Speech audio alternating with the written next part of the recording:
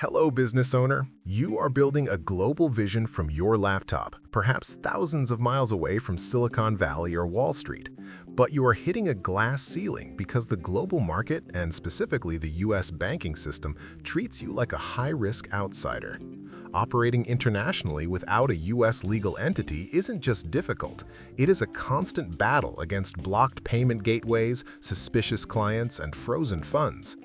In this video, I am going to walk you through the 10 questions every non-US resident must ask themselves right now. And you need to stick around for question number 10 because that is the single most critical question regarding banking access that will determine if your business can actually accept dollars or if you will be shut out of the US economy entirely. I have also placed a link in the description to the formation service I recommend most for international founders, specifically because they handle the registered agent requirement automatically, which is the one legal piece you absolutely cannot do yourself from overseas. Question number 1. Do I need a US visa or a US passport to own a US company? This is the number one myth that stops brilliant entrepreneurs from starting. The answer is an emphatic no. You do not need to be a US citizen, you do not need a green card, and you do not need to set foot on American soil. The US legal system allows 100% foreign ownership of an LLC. By not knowing this, you are letting a completely imaginary barrier keep you from the most lucrative market in the world. Question number 2. Why can't I just operate using my local company from my home country? You can, but you are playing the game on hard mode. If you are in e-commerce, consulting, or digital services, you know the pain. US clients often hesitate to wire money to foreign banks due to fees and compliance fears. Worse, many major platforms like Amazon US or certain SaaS tools restrict features for foreign entities. A US LLC acts as a universal adapter. It makes you look domestic to the US market, removing the friction that kills deals. Question number 3. Will my personal assets back home be safe if I get sued in the US? This is a terrifying reality of doing business globally. The US is a litigious society. If you are selling products to US customers directly as an individual or a foreign sole proprietor and a product malfunctions or a contract goes south, a US court judgment could theoretically pursue your personal assets in your home country. A US LLC creates a firewall. It ensures that any liability remains contained within the US company, protecting your life savings back home. Question number 4. Am I losing money because I can't get Stripe or PayPal? This is the specific pain point for 90% of you. If you live in a country that Stripe doesn't support or where PayPal has limited functionality, you are literally leaving money on the table every single day. A US LLC allows you to apply for a US Stripe account and other premium payment gateways. Without this, you are stuck using inferior payment processors with higher fees and lower conversion rates. The LLC is the key that unlocks the best financial tools. Question number 5. Do clients perceive my business as risky because of my location? It's an uncomfortable truth, but perception is reality. When a high-ticket client sees an invoice from a location they aren't familiar with or a currency they don't understand, trust drops. When they see LLC and a US address, trust goes up. It signals stability and accountability. You might offer the best service in the world, but if your legal structure screams outsider, you are losing contracts to competitors who simply look more established. Question number 6. Is maintaining a US company too expensive for a non-resident? You might think this requires thousands of dollars in annual fees. It doesn't.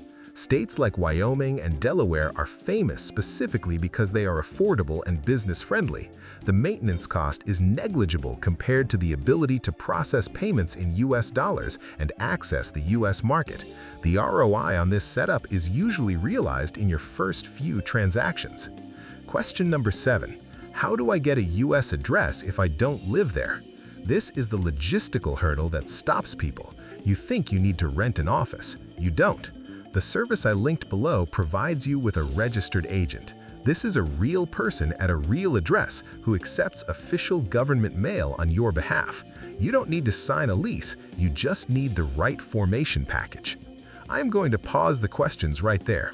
I know the idea of dealing with a foreign government's paperwork sounds daunting, but I want to show you exactly how simple this process has become for international founders. I recorded a quick walkthrough using the service I mentioned in the description to show you that you can initiate this from your living room, no matter what time zone you're in. Watch this. Select the LLC option for business type and state. In my case, it's Texas.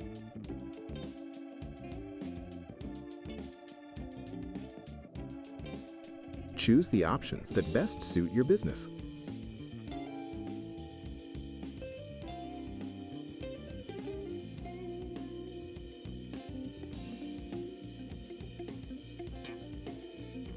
Add your contact information.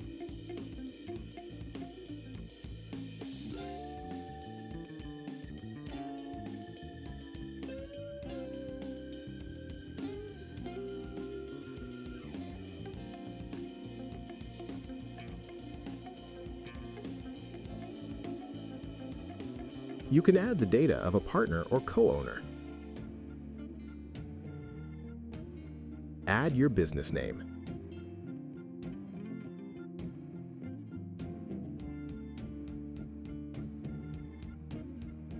Add your business information and click Continue.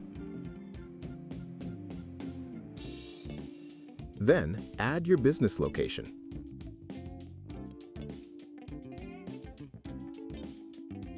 Choose the options that best suit your business.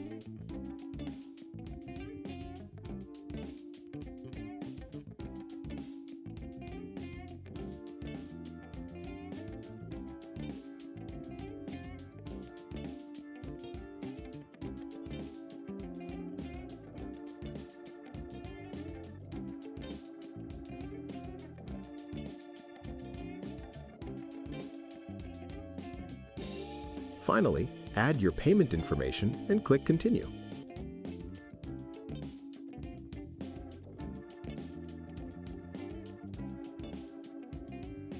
Congratulations, you now have an LLC. That really is all it takes. Now that you've seen the how and you have that link in the description to get started, let's get back to the why, because these next points are about the financial infrastructure of your future. Question number 8. Can I actually open a US bank account without traveling? This used to be impossible, but the landscape has changed. With a properly formed US LLC and an EIN, which this service helps you get, you gain access to fintech banks like Mercury or Relay that cater specifically to startups. These banks allow you to hold USD, pay vendors in dollars, and receive client payments without massive conversion fees. Without the LLC, these doors are locked tight. With it, you have a legitimate US banking presence. Question number 9. Is the tax situation a nightmare for non-residents? While I'm not a tax advisor, and you should always consult one, you need to understand the potential of a pass-through entity.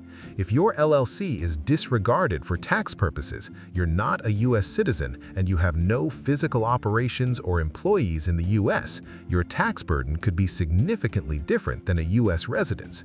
Many digital nomads use this structure specifically for its efficiency, but you cannot optimize what you do not have. You need the entity first. Question number 10. Is the window of opportunity closing for foreign owners? This is the critical question. Banking regulations and know your customer laws are getting stricter every single year. It is significantly harder to open a U.S. bank business account today than it was 5 years ago. If you wait another year, new regulations could make it even harder or require more physical presence. By forming your LLC now, you are grandfathering yourself into the system. You are securing your spot in the global economy before the drawbridge goes up further. If you are serious about playing on the global stage, you cannot operate from the sidelines anymore. The risk of being shut out of the U.S. financial system is too high. Go to the description, click the link I've provided, and start the process today. It takes minutes to secure your global future. My verdict is simple. If you want to earn in dollars, you need to be a U.S. business on paper. Do not let your geography limit your potential. If you found value in this video, please subscribe, like, and drop a comment below. Until the next video.